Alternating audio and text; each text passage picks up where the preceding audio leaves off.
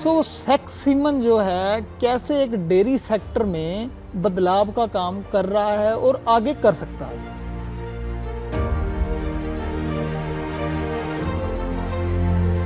90% आप बात कर रहे हो सेक्स सीमन की, क्या ये 90% है या फिर इसमें कई बार चांस हो जाते हैं कि सेक्स सीमन का प्रयोग किया, कई बार मेल आ गया, तो ऐसा होता है क्या?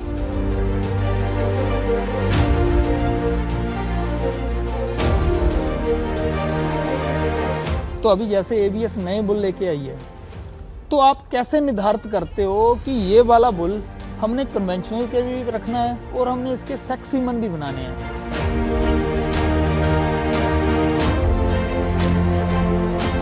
किसान अपनी गाय या भैंस को सेक्स सीमन का प्रयोग करता है, तो उसकी सही स्टेज क्या रहती है कि कौन से ब्यांत में सेक्स सीमन का प्रयोग करना चाहिए? क्या होता है, कहते हैं कि हमने पानी में सीमन डाला, वो पानी में डूब गया या ऊपर तैरने लगा, तो क्या इसमें सच्चाई है कि क्या खराब है क्या सही है? नहीं।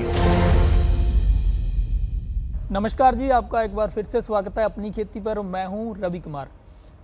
आज हम बात करने वाले हैं एबीएस के जो सीमन आते हैं उसका पशुपालन में क्या महत्व रहता है कि एबीएस का आपने सीमन प्रयोग करना है। बहुत सारे क्या करते हैं कि जैसे आपने सेक्स सीमन का सुना ही होगा, सभी पशुपालक अच्छी तरह जानते हैं, जो तो चलो अपने फार्म पे प्रयोग करते हैं, उनको तो पता है कैसी किन किन बातों का ध्यान रखना है, कौन कौन सी चीज़ें हैं जो उनके डेयरी फार्म को ऊपर लेके जा सकती हैं।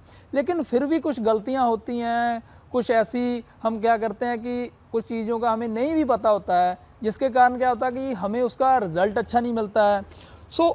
एबीएस की पूरी जो जानकारी हमने आपको पहले भी बताई है, तो आज हम कुछ टेक्निकल बातें आपसे करने वाले हैं कि कैसे एक आप अच्छी ब्रीड तैयार करोगे, कैसे सीमन प्रयोग करते समय क्या ध्यान रखना है। उसके बारे में हमारे साथ जानकारी साझा करने के लिए हैं डॉक्टर राहुल गुप्ता जी। सर नमस्कार जी। नमस्कार जी, बहुत बहुत धन्यवाद जी। डॉक्टर साहब, पहले हम बात कर लें आपके बारे में। आप एबीएस में क्या काम कर रहे हो, कितने समय से, और क्या आपका शुभ नाम है? जी।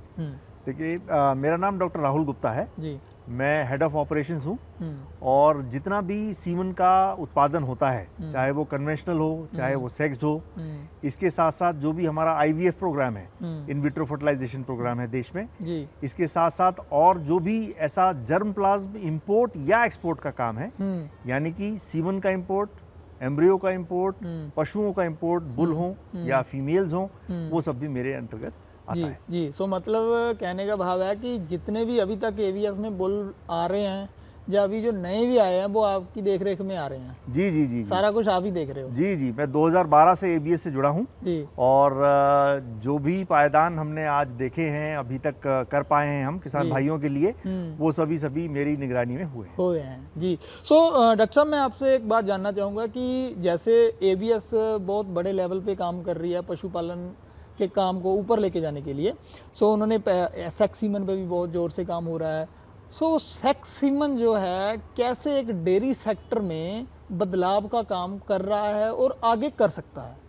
देखिए, बहुत अच्छा प्रश्न है और भारतवर्ष के लिए तो बहुत ज़रूरी है। इसको अगर हम बड़े संदर्भ में देखें तो पूरे भारतवर्ष में 34 करोड़ गाय और भैंसें हैं। 34 करोड़, बिल्कुल। इसमें से 7 करोड़ मेल हैं। ऐसे मेल जो अब कृषि में मैकेनाइजेशन होने की वजह से अनुत्पादक हो गए। आप भी जानते हैं और पशुपालक भाई भी जानते हैं कि बैलों का उपयोग लगातार कम होता जा रहा है। बहुत ही कम कहीं किसी पॉकेट में उसका उपयोग रह गया है। और मेल, क्योंकि कन्वेंशनल सीमन में आधे 50% मेल पैदा होते हैं, तो किसान को ये पता ही नहीं है कि उस मेल का करना क्या है। बहुत सारे हमारे मोबाइल एक्सीडेंट सड़कों पे सिर्फ इन पशुओं की वजह से होते हैं। ये खेती का बड़ा नुकसान करते हैं और भी बहुत सारी दिक्कतें हैं, जिसमें ये भी है कि जिसको हम सेक्सुअली ट्रांसमिटेड डिजीज कहते हैं, वो भी कई सारे ऐसे सांडों की वजह से होते हैं जो कि निर्विरोध इधर उधर घूम रहे हैं और वो लगातार ऐसी गायों को या भैंसों को इम्प्रेग्नेट कर देते हैं और उनमें वो बीमारियां आ जाती हैं। दूसरा, इसको इस तरीके से भी समझना चाहिए कि भारतवर्ष में हमारे लिए गौ सेवा और गाय का एक विशिष्ट स्थान है।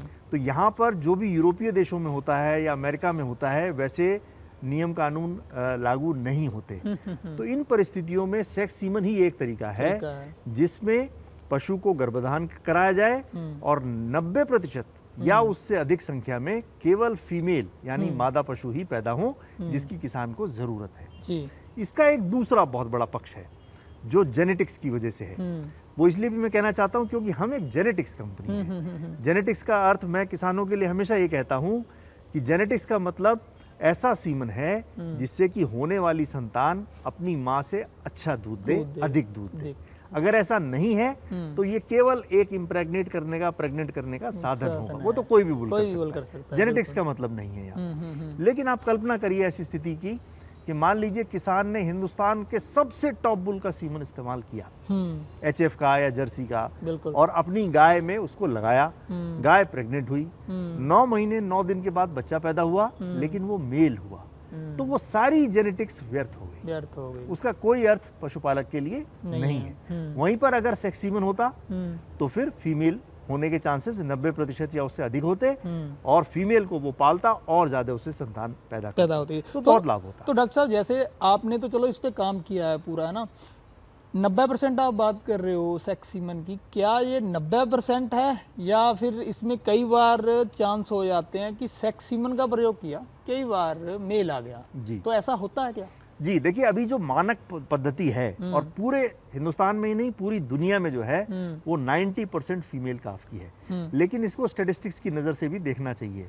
अगर 100 बच्चे होंगे तो उसमें 90 या उससे अधिक फीमेल ही होंगे, ठीक है। लेकिन अगर 10 में ढूंढेंगे तो हो सकता है 9 की जगह 8 भी हो, क्योंकि वहां स्टैटिस्टिक्स का नियम लागू होता है। लेकिन 100 में निश्चित रूप से 90 या उससे अधिक। तो वहां क्या कमी रह जाती है कि हम या ABS या कोई भी ऐसी कंपनी है, हम इसको 100% कब लेके जा सकते हैं कि भाई 100% फीमेल होगी, ऐसा कभी होगा या नहीं?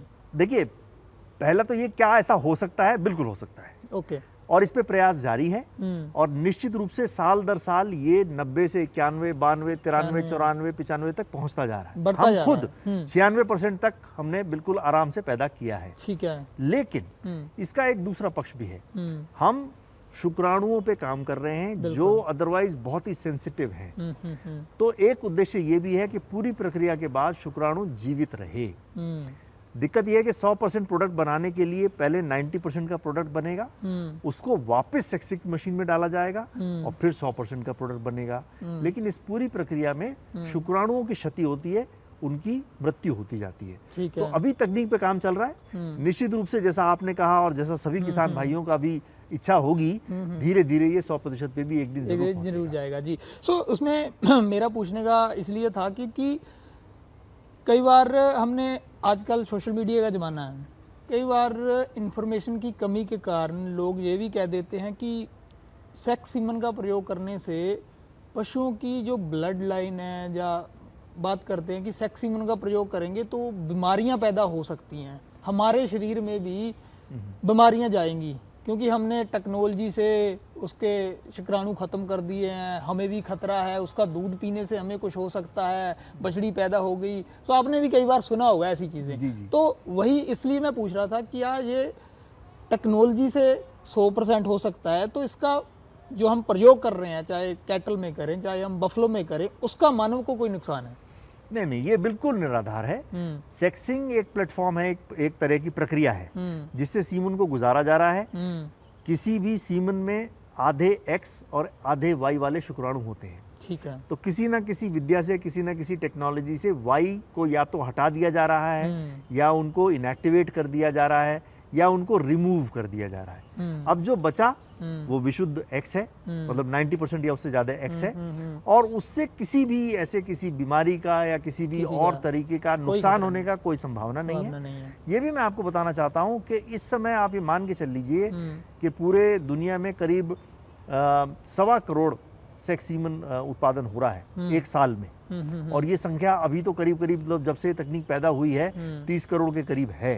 इतनी बड़ी संख्या में सेक्स सीमन यूज किया जा चुका है और इसकी बहुत सारी संतान पैदा हो चुकी है, ठीक है। तो ऐसा कोई भी दुष्प्रभाव का कोई रिकॉर्ड नहीं है, ठीक है। तो ये तो किसान भाई बिल्कुल इसमें जो है निश्चिंत रहें कि सेक्सिंग की वजह से इसमें कोई दिक्कत नहीं आने। सो उसके साथ आप अपने डेयरी स्तर को ऊपर लेके जा सकते हैं बड़ी तेजी से। हमने देखा है, क्योंकि अक्सर हम फार्म कवर करते हैं, 2 साल में बछड़ियां पैदा करके सेक्स सीमन का प्रयोग करके फार्म को 10 पशुओं से 50 लेके जाना, 100 लेके जाना बहुत बड़ी बात होती है ये। जी ठीक है जी। तो इसके बाद हम बात करते हैं डॉक्टर साहब कि जैसे एक सेक्स सीमन है, एक कन्वेंशनल सीमन है, तो अभी जैसे एबीएस नए बुल लेके आई है, तो आप कैसे निर्धारित करते हो कि ये वाला बुल हमने कन्वेंशनल के भी रखना है और हमने इसके सेक्स सीमन भी बनाने हैं, उसका क्या प्रोसीजर रहता है एबीएस में? जी जी, देखिए कोशिश तो ये रहती है, क्योंकि देखिए जैसे ये एलीट जेनेटिक्स है, अभी जैसे आपने नए बुल्स की बात की है, तो ये 10 बुल अभी आए हैं और ये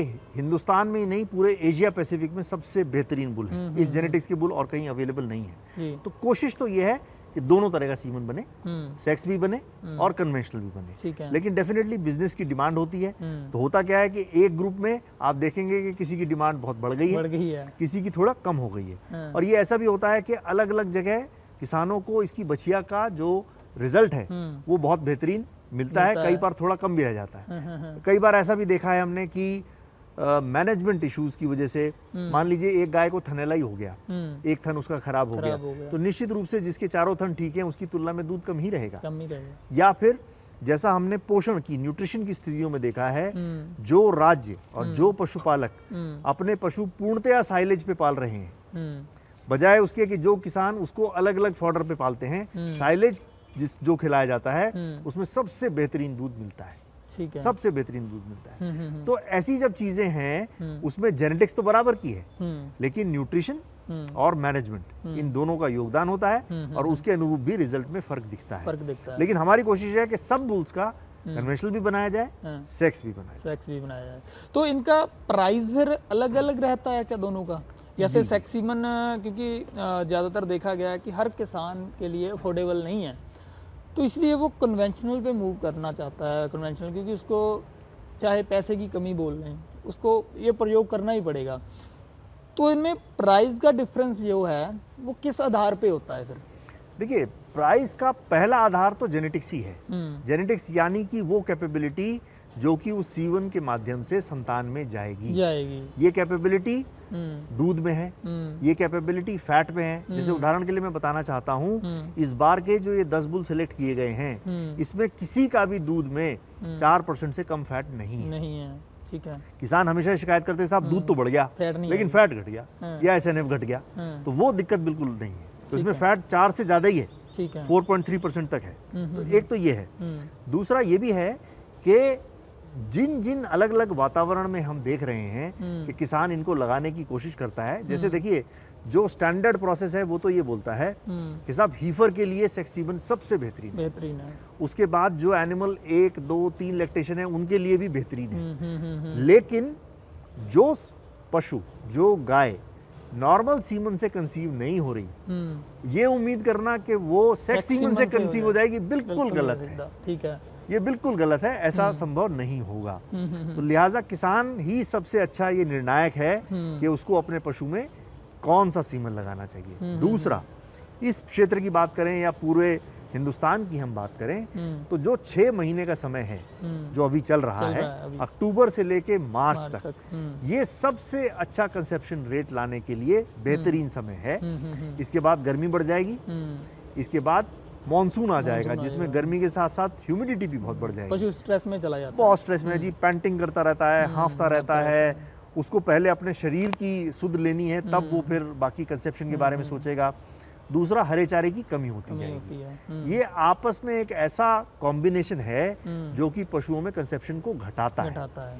तो किसानों के लिए हमारी एडवाइस ये है कि आप ऐसे ब्रीड करें कि अक्टूबर से मार्च में तो सेक्स सीमन का ज्यादा से ज्यादा उपयोग करें, और जो गर्मी के माह है वहां पे भी ब्रीडिंग करनी है। अगर गाय ओपन है तो वहां पर आप कन्वेंशनल का उपयोग करें, तो ताकि आपको मिले जुले खर्चे में ये हो जाए।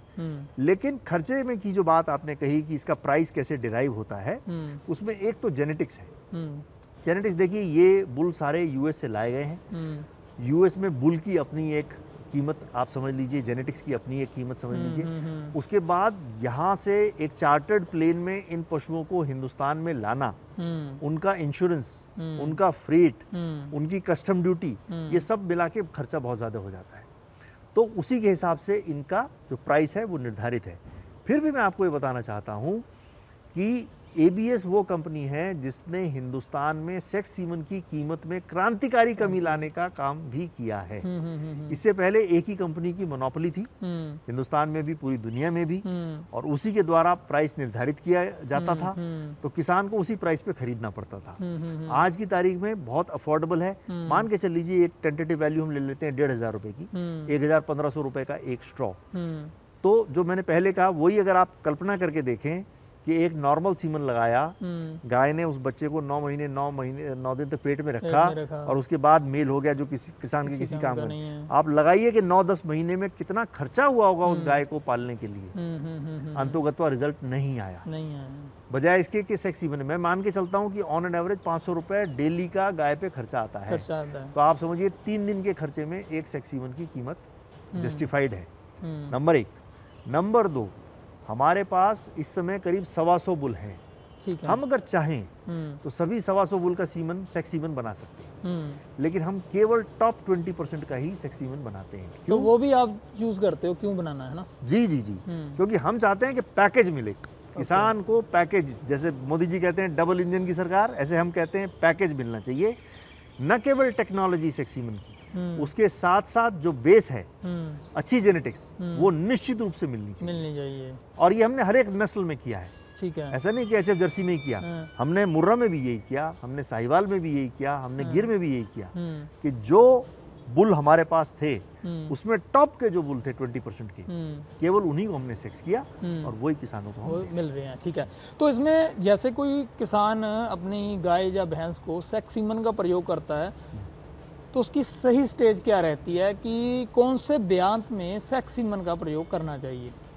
देखिए, ब्यांत में तो हम ये कहते हैं हीफर में सबसे अच्छा, हीफर में तो बल्कि दूसरा कोई सीमन लगाना ही नहीं है। ठीक है। हीफर में सेक्स सीमन ही लगाना है। उसका बड़ा कारण क्या है, क्यों उसका बड़ा कारण ये है, 2 प्रमुख कारण है। नंबर 1, हीफर में कोई भी इन्फेक्शन जो कि गाय में हो सकता है रिप्रोडक्शन से संबंधी, वो नहीं होता। ठीक है। हीफर बिल्कुल क्लीन है। अभी तक कभी यूट्रस में बच्चा नहीं आया, कभी कोई मेटिंग नहीं हुई बुल से, तो बिल्कुल क्लीन है रिप्रोडक्टिवली। ठीक है।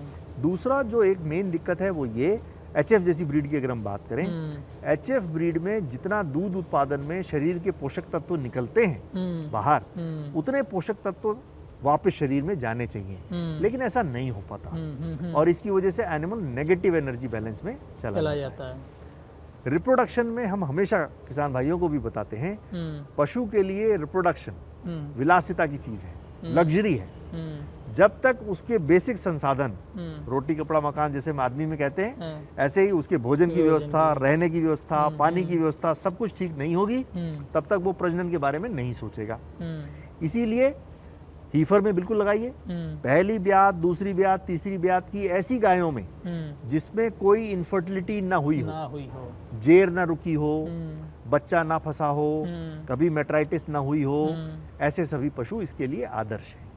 बाकी जो पशु बचते हैं उसमें आप कन्वेंशनल सीमन प्रयोग कर सकते जी। तो एबीएस अभी क्या, जैसे कि एबीएस का पता ही है सभी को, जैसे भी कहीं भी सेक्स सीमन जाता है तो आप एआई वर्कर्स को या डॉक्टर्स को ट्रेनिंग देते हैं कि एबीएस को हीफर में प्रयोग करना है, ऐसे प्रयोग करना है ना, तो आपके अलग अलग ट्रेनिंग कैंप चलते रहते हैं जी। आज आप बताइए कि एक फार्मर जो है जब अपने पशु को एआई कराए तो उसको क्या ध्यान रखना है? जैसे कि हमने पहले भी कई बार वीडियो में बताया कि जैसे आपके पास डॉक्टर आए, सीमन सिलेंडर में से निकाले, कई बार क्या होता है वो ऐसे गर्म करता है, तो उसके लिए थोइंग का क्या प्रोसेस रहता है, उसकी कटिंग का क्या, आपका पशु कैसे काबू हो, कैसे, किन किन बातों का ध्यान एक पशुपालक को भी रखना चाहिए? क्योंकि आपकी ट्रेनिंग जो है एआई डॉक्टर के लिए होगी, है ना, प्रैक्टिशनर के लिए होगी, तो फार्मर के लिए आप क्या बताते हैं? जी, बहुत अच्छा प्रश्न पूछा आपने, और ये बहुत ज़रूरी है कि हमारे जितने पशुपालक भाई हैं वो इसके लिए बिल्कुल जागरूक रहें, क्योंकि प्रोसेस बिल्कुल वेल डिफाइंड है और बिल्कुल क्लियर है। अगर उसमें कहीं झोल हुआ किसी भी स्तर पे तो रिजल्ट में कमी आ जाएगी। तो मैं इसको बहुत विस्तार से बताना चाहूंगा क्योंकि ये बहुत इंपॉर्टेंट है। जो प्रश्न आपने, बहुत ही वाजिब प्रश्न पूछा। पहला बात तो ये कि जो सीमन की साज संभाल है वो वैसी ही है जैसी कन्वेंशनल की है। इसका मतलब ये है कि हमने सीमन बनाया और उसको लिक्विड नाइट्रोजन में रखा। हमेशा जब तक वो इस्तेमाल ना हो जाए उसको लिक्विड नाइट्रोजन में डूबा रहना चाहिए, ये प्राथमिक आवश्यकता है। इसके बाद पहला क्रम ये आना चाहिए कि आपने बुलाया किसी इंसेमिनेटर को कि भैया आ जाइए, आप इंसेमिनेट कर दीजिए। ठीक, उसमें सबसे पहला था थॉइंग, स्ट्रॉ को गर्म करना। स्ट्रॉ को गर्म करने की एक ही विद्या है, 30 से 60 सेकंड तक 37 डिग्री सेंटीग्रेड के पानी में उसको डुबोया जाए। इसके अलावा कोई भी प्रक्रिया अगर इस्तेमाल की जा रही है कि उसको जेब में रख के लाया जा रहा है, हाथों से गर्म या उसको हाथों से गर्म किया जा रहा है, या पानी का तापमान 37 डिग्री नहीं है, या बर्फ में लेके चला जा रहा है, सब गलत है। सबका रिजल्ट आपको नुकसान करेगा। तो उसमें ये भी मैं आपको यहाँ रोकना चाहता हूँ कि गर्म पानी चेक करने का तरीका क्या है? हाँ, ऐसे उंगली डाल के चेक कर रहे हैं या उसका भी कोई प्रोसेस है? बिल्कुल, आपने जो कहा, अभी सर्दी का मौसम है, हाँ। मैं उंगली डालूंगा, गलत नापेगी। गलत नापेगी। मई के महीने में नापूंगा, गलत अलग नापेगी। तो ये बिल्कुल अलग अलग है। इसके लिए या तो थर्मोमीटर का इस्तेमाल करें, नहीं तो एबीएस का एक थर्मोमीटर है। थर्मोमीटर में बिल्कुल जैसे ही 37 पे आता है वैसे ही हरा हो जाता है। अगर ऊपर नीचे तापमान आएगा तो रेड हो जाएगा। तो आप बिल्कुल, अच्छा वो पानी में बिल्कुल डुबाया जा सकता है, प्लास्टिक में है, कभी खराब नहीं होगा। एक आप खरीद लीजिए, पूरी जिंदगी के लिए आपका साथी रहेगा। एबीएस थर्मोमीटर 37 डिग्री सेंटीग्रेड तापमान नापने के लिए, और किसी भी चीज का उपयोग करने की आवश्यकता नहीं है। ठीक है जी। 37 डिग्री सेंटीग्रेड का पानी होना चाहिए और 30 सेकंड कम से कम, 60 सेकंड ज़्यादा से ज़्यादा ये समय होना चाहिए। इसमें आप सीमन थॉ करें। थॉ करने के बाद सीमन को अच्छी तरह पोंछना जरूरी है। ठीक है। इसके लिए कॉटन का कोई भी कपड़ा या टिश्यू पेपर लिया जा सकता है। ये इसलिए ज़रूरी है कि कृत्रिम गर्भाधान करते समय पानी की बूंद के संपर्क में सीमन ना आ जाए, नहीं तो फिर दिक्कत होगी। कुछ शुक्राणु मर जाएंगे, बल्कि कई लाख शुक्राणु मर जाएंगे और नुकसान होगा, रिजल्ट नहीं मिलेगा। ठीक है। अब ये तो हुई यहाँ तक की बात, लेकिन जो सबसे इम्पोर्टेंट है वो ये है कि कृत्रिम गर्भाधान किस समय करना है कि पशु प्रेग्नेंट हो जाए। और यहाँ पर सबसे बड़ा अंतर हम देख रहे हैं। किताबों में भी लिखा है, पढ़ा भी गया है, बताया भी गया है, मॉर्निंग इवनिंग रूल, यानी पशु सुबह गर्मी में आया तो शाम को यही कर दो, शाम को गर्मी में आया तो अगले दिन सुबह करा दो। लेकिन इसमें अपवाद देखने को मिल रहा है, और आजकल तो बहुत ज्यादा है। आजकल पशु गर्मी में रहता है 2 दिन, 3 दिन, 4 दिन, 5 दिन भी चला जाता है। 5 दिन भी चला जाता है। इसमें ये मान के चल लीजिए कि उदाहरण के लिए कोई पशु 4 दिन तक गर्मी में है, तो ये मान लीजिए पहले दिन, दूसरे दिन, तीसरे दिन अगर कोई भी कृत्रिम गर्भाधान किया गया, उसका कोई रिजल्ट नहीं आना है। आपको पशुपालक क्या बताएगा कि साहब मैंने कराई थी यही, फिर बोल रही है, फिर तार डाल रही है, फिर अगले दिन फिर कराओगे, फिर बोलेगा नहीं साहब फिर डाल रही है अगले, तो आपको इसका रिजल्ट नहीं मिलना। लेकिन इसमें एक चीज बड़ी सही है कि अगर एक गाय 4 दिन तक हीट में रहती है तो अगली साइकिल में भी 4 दिन तक रहेगी। ये भगवान ने बिल्कुल ठीक कर रखा है, फिक्स कर रखा है। जरूरी क्या है पशुपालक के लिए, और क्योंकि यहाँ हम पशुपालक की बात कर रहे हैं, वो नोट करके रख ले कि साहब ये 4 दिन तक हीट में रहती है। अब एआई का सही समय चौथे दिन के आखिरी 12 घंटे, इस पीरियड में अगर एआई कराई जाएगी सबसे बेहतरीन रिजल्ट मिलेगा। जैसा मैंने पहले बताया, पहले, दूसरे, तीसरे दिन में की गई एआई का रिजल्ट नहीं मिलेगा। तो अगर इस तरीके से पशुपालक करें तो निश्चित रूप से उनका जो सक्सेस रेट है, कंसेप्शन रेट है, वो बहुत ज्यादा उनको मिल सकता है। दूसरा ऐसा भी है कि जो भी टेक्नीशियन आए हैं वो निश्चित रूप से जांच करके बताएंगे। अगर वो ये कह रहा है कि साहब अभी रुक जाओ, तो उसकी बात भी माननी चाहिए, क्योंकि अगर वो कह रहा है अपने अनुभव के आधार पर, तो निश्चित रूप से बात करा के ही आपको लाभ होगा, उसमें जल्दी करने की कोई आवश्यकता नहीं है। तो ये चीज़ों का बहुत ध्यान रखना चाहिए। तो डॉक्टर साहब, जैसे अभी हम बात कर ही रहे हैं पशुपालक को, आप है ना बहुत अच्छी बातें बता रहे हैं। एक बात और बता दीजिए कि कई बार क्या होता है, कहते हैं कि हमने पानी में सीमन डाला, वो पानी में डूब गया या ऊपर तैरने लगा, तो क्या इसमें सच्चाई है कि क्या खराब है, क्या सही है? नहीं, सब सही है। देखिए, जब आप पानी में डुबोएंगे और निकालेंगे तो आपको ये तो दिख जाएगा कि सीमन उसमें कितना है। 1 सेंटीमीटर का लगभग एयर गैप होता है, जो होना ही चाहिए, क्योंकि लिक्विड नाइट्रोजन में कॉन्ट्रैक्ट होता है, सिकुड़ता है थोड़ा। पानी में फिर एक्सपैंड होता है। तो वो जगह सीमन को देनी है, इसीलिए बिल्कुल बनाया गया है नियम कि 1 सेंटीमीटर लगभग 10 मिलीमीटर जगह तो खाली है। अगर उससे ज्यादा खाली है, मान लीजिए लेबोरेटरी लेवल पे कहीं कोई दिक्कत हो गई तो तैरता है। अच्छा, ये भी है, लेकिन ऐसा हर एक स्थिति में हो ये जरूरी नहीं है। कई बार क्या होता है, कॉटन प्लग, एक सिरे पे कॉटन प्लग होता है, उसके बाद के हिस्से में भी हवा रहती है तो भी तैरता है। तो आपको देखने पे पूरी जानकारी मिल जाएगी कि ये क्यों तैर रहा है। इसका सीमन के अच्छे होने से या खराब होने से लिंक करना इसको ठीक नहीं है। मतलब जब तक आप स्वयं ना देख लो। स्वयं तो ये बातें मतलब पूरी तरह सच भी नहीं है जी। ये तो वही बता सकता है, जैसे आप तो इस पे काम कर रहे हो, जैसे कोई अनुभवी हो, है ना, वही बता सकता है। आम पशुपालन को इन चीज़ों में नहीं, मुझे लगता है नहीं पढ़ना चाहिए कि वो तैर रहा है या डूब रहा है। ठीक है जी। तो इसमें अभी एबीएस का और क्या योगदान चल रहा है कि जैसे नए बुल आप लेके आ रहे हो, इनकी प्रोडक्शन पे, सेक्स सीमन पे, कन्वेंशनल सीमन पे काम कर रहे हो, अलग अलग नस्लों पे काम कर रहे हो, और फार्मर्स के लिए एबीएस का क्या आगे काम चल रहा है? जी देखिए, जैसा इस बार के आपने ये बुल्स की जिक्र किया, तो इनके बहुत सारे ट्रेड्स हैं।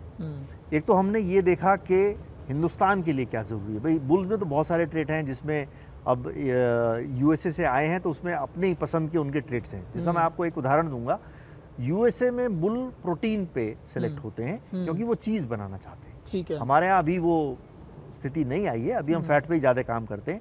तो हमारा एक स्ट्रेस रहता है कि साहब दूध तो आना ही चाहिए मिनिमम, वो तो गिवन है कि साहब 12,000 किलो कम से कम दूध आना चाहिए एक लैक्टेशन में 300 दिन में। ठीक है। उसके अलावा फैट ज़्यादा से ज़्यादा होना चाहिए। उसके अलावा प्रोडक्टिव लाइफ, ये एक ट्रेड है जिस पे हमने बहुत काम किया शुरू से।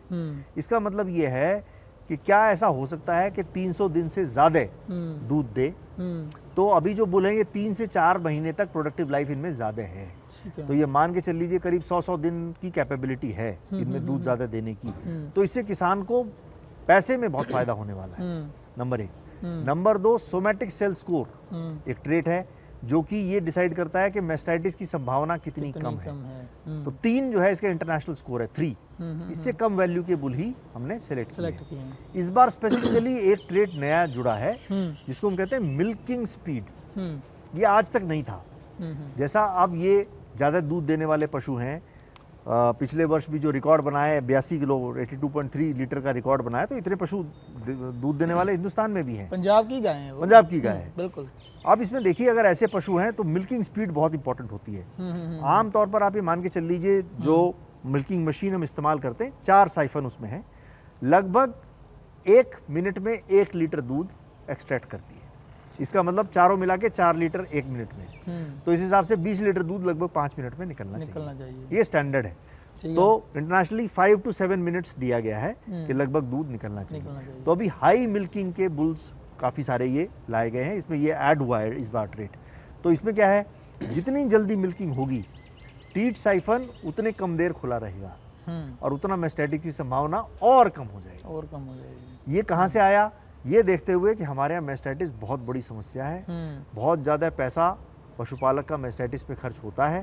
तो जेनेटिक्स के माध्यम से इस पे क्या काम किया जा सकता है, ये काम किया मिल्किंग स्पीड। तो मिल्किंग के बाद जैसे पशु को आधा घंटा खड़ा रखने की बजाय वो समय कम हो जाएगा फिर, क्योंकि वो उनके सुराख जो अथन हो गए वो बंद हो जाएंगे जी, और मेस्टाइटिस ऑलराउंड कम हो जाएगी जी। ठीक है। और जैसे जैसे इसका सिलेक्शन होता जाएगा, इस ट्रेट का और आगे जाके इवोल्यूशन होगा, वैसे वैसे क्या होगा, आपको जिसको हम कहते हैं ना जी बहुत सख्त दूने वाली गाय है, वो सख्त दूने वाली गाय खत्म हो जाएंगी, धार सख्त है या हाँ बिल्कुल गोल धार सही मिल्किंग स्पीड की गाय रह जाएंगी आपके पास। और यही जेनेटिक्स में होना चाहिए कि पशुओं का चयन ऐसे होना चाहिए जो कि जरूरत के हिसाब से बने, काम करे। सो मतलब एबीएस का इस पे ज्यादा फोकस चल रहा है इन चीजों को देखते हुए।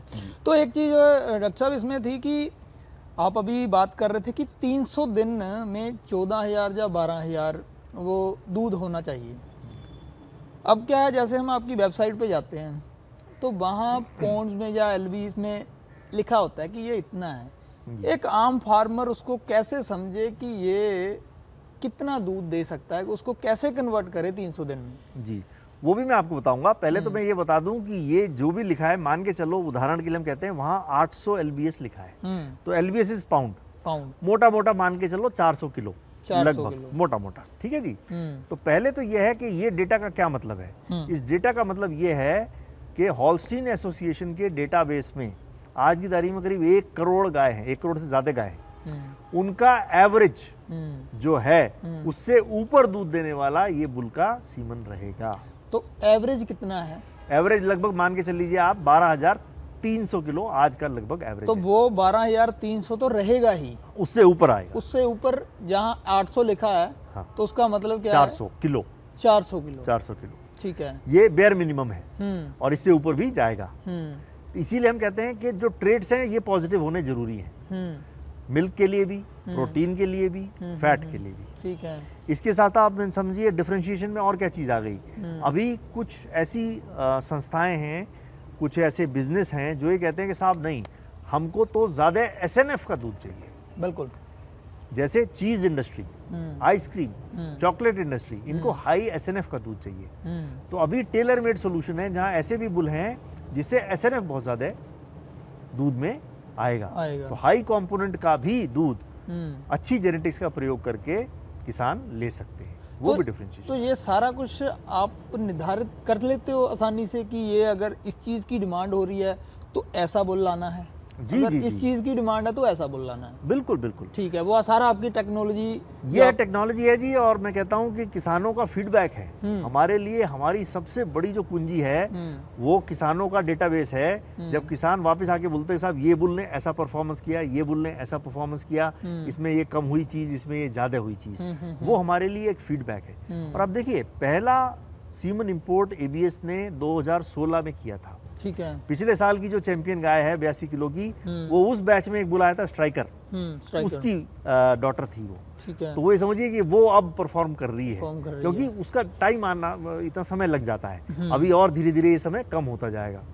लेकिन जिन लोगों को भी ये शंका थी कि साहब वहाँ की जेनेटिक्स यहाँ के वातावरण में काम नहीं करेगी, या फिर मेरे को लोग ये कहते थे कि साहब ये सिर्फ विदेशों में होता है, हिंदुस्तान में नहीं होता, या फिर लोग ये कहते थे साहब 10,000 लीटर, 12, 13, 14,000 लीटर की तो बात छोड़ दो, 10,000 भी आ जाएगी तो मैं मान जाऊंगा। ठीक है। आज की तारीख में हजारों गाय हैं हमारे डेटाबेस में जिनका दूध 10,000 से ऊपर है। 10,000 से ऊपर है। ये तो वो गाय हैं जो चैंपियनशिप जीत रही हैं, जो लगभग 3rd लैक्टेशन की हैं।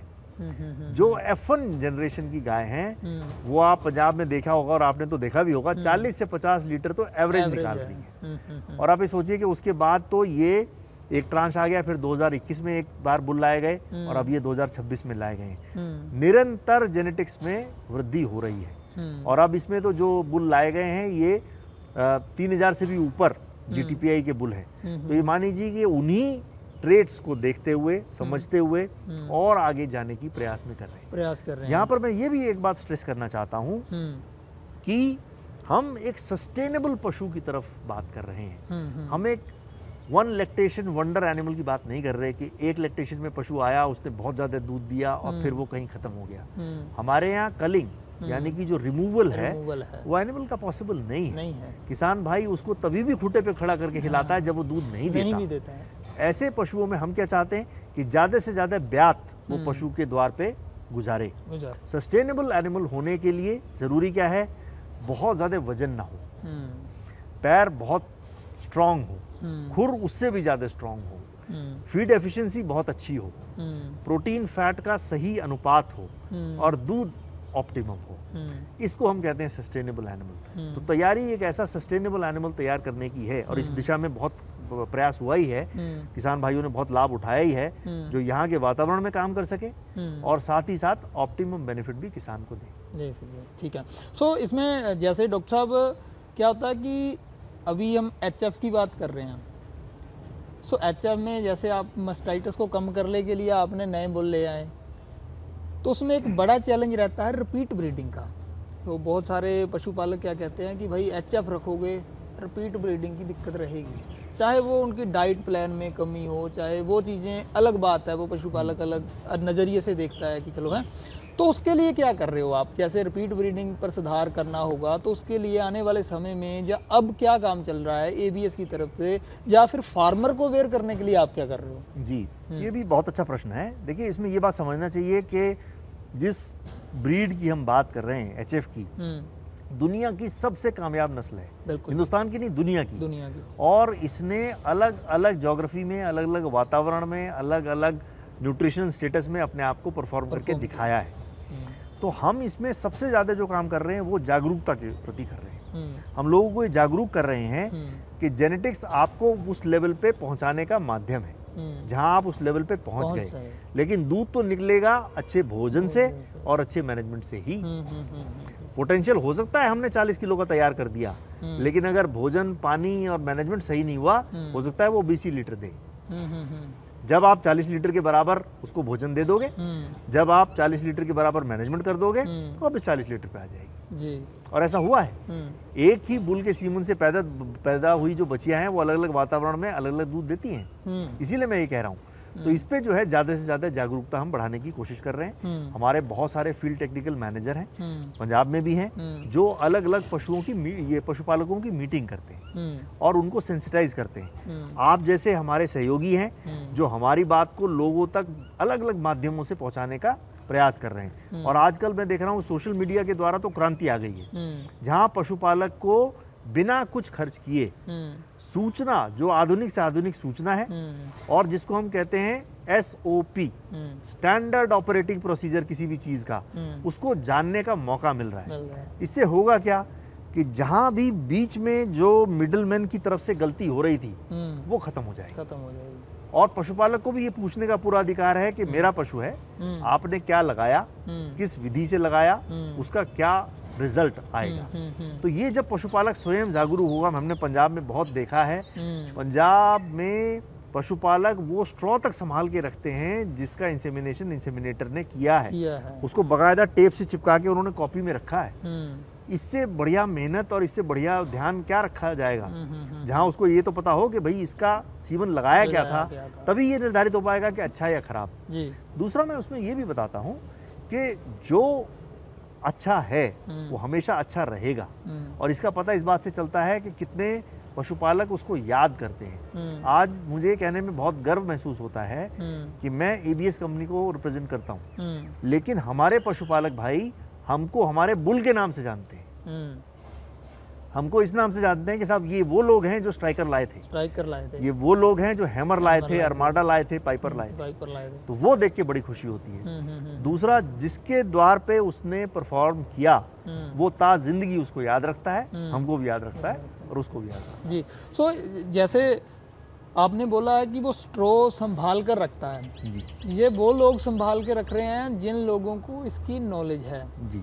आज आप बताइए कि इसको संभाल कर रखने का फ़ायदा क्या है, क्या हम इन ब्रीडिंग को कैसे रोक सकते हैं। जो स्मॉल फार्मर है, जो अभी फ़ोन करता है किसी को भी, डॉक्टर को जा AI वर्कर को, आ जा भाई कीट में आई है, AI कर जा जी। तो वो आता है, टीका भर जाता है, सीमन स्ट्रो का पता नहीं कहाँ लिफाफे में डाल के गोबर में फेंकी है, कहाँ पड़ी है, उसका किसी को कोई पता नहीं। वो क्यों जरूरी है, उसके बारे में बताइए थोड़ा। नहीं, बहुत जरूरी है। देखिए, डेटा की बड़ी कीमत है, हर जगह आप देख रहे हो, हर फील्ड में डेटा की बड़ी कीमत है। अब क्या है, किसान को कोई तभी तक धोखा दे सकता है जब तक कि जानकारी का अभाव हो या फिर एविडेंस ना हो। अब स्ट्रॉ, अगर खाली स्ट्रॉ रखा है तो वो एविडेंस जैसा है। इसमें क्या है, उसमें इंफॉर्मेशन क्या क्या है, कौन सा बुल था, कौन सी ब्रीड थी, कब बना था, किसने बनाया था, उसके साथ साथ हर एक स्ट्रॉ पे एक अल्फा न्यूमेरिक कोड भी है। अब आप ये मान के चलिए कि जितने सेक्स स्ट्रॉ हम बना रहे हैं, हर एक स्ट्रॉ पे एक यूनिक कोड है, जो सिर्फ उसी स्ट्रॉ का कोड है, उसकी पहचान है, उसकी पहचान है। और अगर किसी ने काउंटरफीट करने की कोशिश की, नकली स्ट्रॉ बनाने की कोशिश की, जो बना रहे हैं, तो उसका पता भी उस यूनिक कोड से चलता है।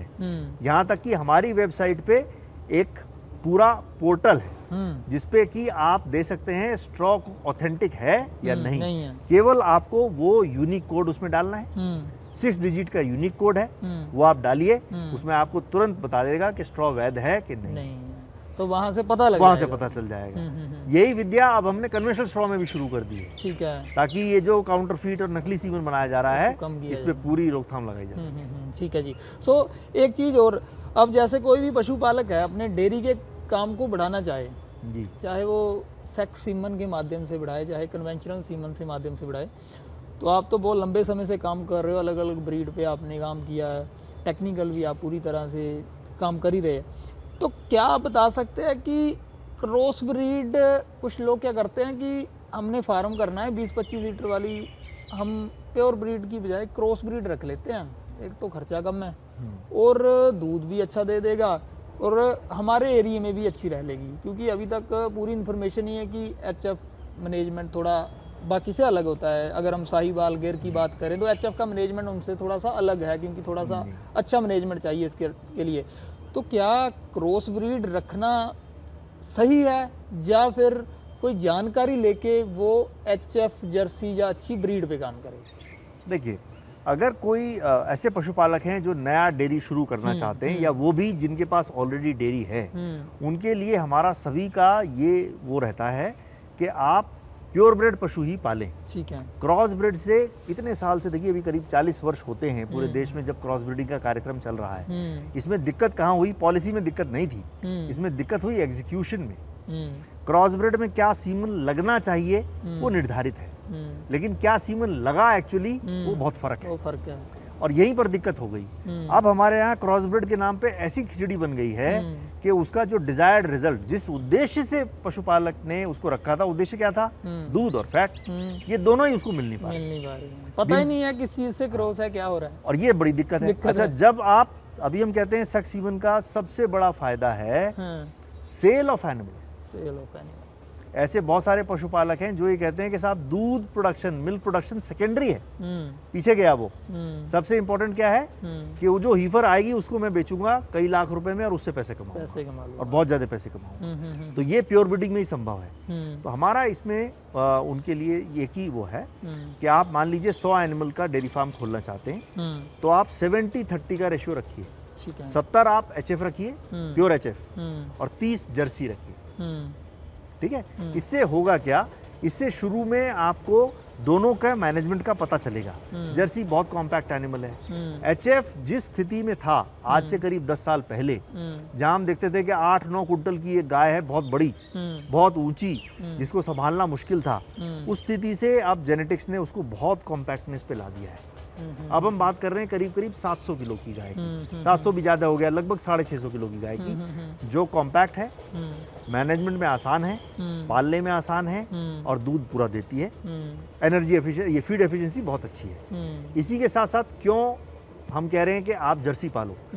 जर्सी मेरे हिसाब से आने वाला भविष्य जर्सी है, उससे भी कॉम्पैक्ट है, बीमारी के हिसाब से भी उससे भी कम बीमारियां हैं, हूफ ज्यादा सख्त है।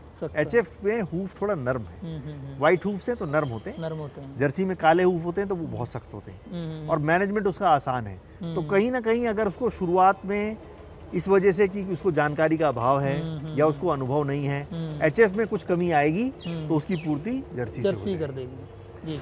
दूसरा, कोई भी ये शिकायत नहीं कर पाएगा कि साहब दूध पतला है या कोई भी इस तरह की दिक्कत है, क्योंकि जर्सी से दूध की फैट, दूध का प्रोटीन सब बिल्कुल बढ़िया हो जाएगा और अंदाजा भी हो जाएगा दोनों का। ये कभी नहीं करना कि एचएफ में जर्सी का सीमन लगा दिया, जर्सी में एचएफ का लगा, ये बिल्कुल नहीं करना है। तो वो अपने फार्म पे नस्ल खराब करने का काम, बिल्कुल खराब करने का। एचएफ को एचएफ से ही क्रॉस कराना है, जो बढ़िया से बढ़िया सीमन हो। अभी जैसे हमने कुछ देर पहले समझा कि हीफर में तो आप सबसे बढ़िया नस्ल का, सबसे बढ़िया बुल का सेक्स सीमन लगाना है, आंख बंद करके, कुछ सोचना ही नहीं है। तो एबीएस की तरफ से एचएफ या जर्सी में कौन से अच्छे बुल है जो फार्मर इजीली प्रयोग कर सकता है आंख बंद करके? देखिए, इस समय तो क्या है, अभी हम जर्सी की बात करें तो जर्सी के तो काफी 2-3 साल से किसान भाई लगा ही रहे हैं। तो इसमें रोमियो, जर्सी की बात कर रहे हैं? हाँ, जर्सी की बात कर रहे हैं। ये बहुत टॉप बुल अभी चले हैं। हाँ, रोमियो, ट्रेंट, ये बहुत चले हैं और इनका रिजल्ट बहुत बेहतरीन आया है। खासतौर से मैंने बताया जो स्पेसिफिक इंडस्ट्रीज हैं जिनको कि एसएनएफ ज्यादा चाहिए, उनके लिए तो वरदान से कम नहीं है। और आप देखेंगे कि इस साल नहीं तो इससे अगले साल सारी चैंपियन जर्सी की इन्हीं बुल्स की आने वाली है। ऐसे ही जो पिछला वाला जो इंपोर्ट हुआ था उसमें पशुपालक भाइयों ने बहुत बड़ी संख्या में आर्माडा, स्पाइक और हैमर, इसका सीमन अभी लगाया है। अब जो ये आ गए नए बुल, तो इसमें आपको मिलेनियम, मैवरिक, स्टॉर्म और ऑस्कर जैसे बुल अभी मिल रहे हैं, जिसमें ऑस्कर की टीपीआई सबसे ज्यादा है। जो स्टॉर्म है वो पॉल्ड बुल है, सींग नहीं आएंगे। तो सभी बुल्स की अलग अलग कुछ ना कुछ खासियत है, काबिलियत है। इनका सेक्स सीमन भी, कन्वेंशनल सीमन भी दोनों किसानों को अवेलेबल होंगे। और मेरे को पूरी उम्मीद है कि जो ऊंचाई पिछले बुल्स ने छुई उससे भी ज़्यादा ऊंचाई पे ये सारे बुल जाने वाले हैं। इनके सीमन कब तक आ रहे हैं मार्केट में? देखिए ये ऑलमोस्ट आ गया है, कुछ मार्केट में आ गया है, कुछ आने वाला है इस महीने के आखिर तक, यानी कि फरवरी के आखिर तक हमको उम्मीद है कि पूरे हिंदुस्तान में ये सीमन अवेलेबल होगा और इजीली फार्मर को आपके डीलर के थ्रू मिल जाएगा। डीलर के थ्रू मिलेगा। मेरा निवेदन यही है सभी पशुपालक भाइयों से कि ऑथराइज्ड डिस्ट्रीब्यूटर से लें और बिल जरूर लें। ठीक है, आप बिल लेंगे तो ये 100% प्रमाणिक है कि वो एबीएस का ही सीमन है।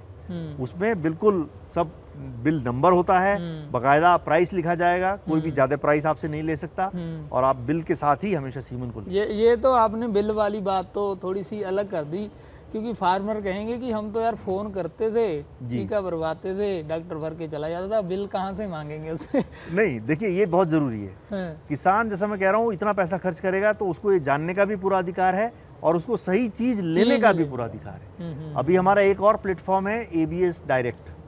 आप वेबसाइट पे जाके वहां से भी ऑनलाइन ऑर्डर कर सकते हैं, जहां केवल और केवल जो ऑथराइज्ड डिस्ट्रीब्यूटर है एबीएस का वही आपको सीमन की आपूर्ति करेगा। ठीक है, ये मैं आपको इसलिए कह रहा हूँ कि मार्केट में ऐसे भी लोग हैं जो एबीएस के नाम पे नकली सीमन का कारोबार कर रहे हैं। उनसे बचे रहना बहुत जरूरी है, क्योंकि बाद में ये शिकायत होगी कि साहब हमने विश्वास तो करा था एबीएस पे और उसका सीमन लगाया था लेकिन रिजल्ट नहीं आया। तो बिल्कुल ये प्रॉपर चैनल से लेना बहुत जरूरी है। जी डॉक्टर साहब, बहुत बहुत धन्यवाद, आपने बहुत कीमती जानकारी जो है हमारे दर्शकों के साथ साझा की है। आप आखिर में पशुपालकों के लिए क्या कहना चाहेंगे एबीएस की तरफ से, चाहे इम्प्रूवमेंट की तरफ हो, चाहे टेक्नोलॉजी की तरफ से हो, चाहे एबीएस तो आगे क्या कर रही है, क्या फार्मर्स के लिए लाने वाली है, और उसके बारे में थोड़ा बता दीजिए। देखिए जेनेटिक्स पे हम लगातार काम कर रहे हैं और साल दर साल हमारे जो पशुओं की या सांडों की, बुल्स की गुणवत्ता है वो बढ़ती जा रही है। तो मैं तो पशुपालक भाइयों को ये कहना चाहता हूँ कि ये गुणवत्ता लगातार और बेहतर होती जाएगी और जो बढ़िया से बढ़िया सॉल्यूशन किसी भी फील्ड में आएगा वो सबसे पहले एबीएस आपको हिंदुस्तान में अवेलेबल कराएगा पूरी प्रमाणिकता के साथ। नंबर 1। नंबर 2, मैं ये कहना चाहता हूँ कि आज की तारीख में हम अलग अलग फार्म्स में देख रहे हैं सबसे बड़ा जो रेवेन्यू सोर्स है किसान के लिए वो पशुओं की बिक्री से हो सकता है। बिल्कुल, वो भी एबीएस के सीमन से पैदा हुई बछिया को प्रीमियम मिलता है मार्केट में। तो मैं ये कहना चाहता हूँ ज्यादा से ज्यादा सेक्स सीमन लगाएं। आमतौर पे ये माना गया है कि हर एक 10 पशुओं में से करीब करीब आधे सेक्स सीमन के लिए निश्चित रूप से एलिजिबल हैं। तो 50% पॉपुलेशन, बचिया तो 100% लगाइए और बाकी भी 50% लगाइए, तो ज्यादा से ज्यादा आपको रिप्लेसमेंट हीफर मिलती जाएंगी। उसमें से जो आपको जरूरी है उतनी आप रखें, बाकी को आप सेल करें तो ज्यादा पैसा आप कमा पाएंगे और बहुत जल्दी फार्म को बढ़ा पाएंगे। जी ठीक है डॉक्टर साहब, बहुत बहुत धन्यवाद। धन्यवाद।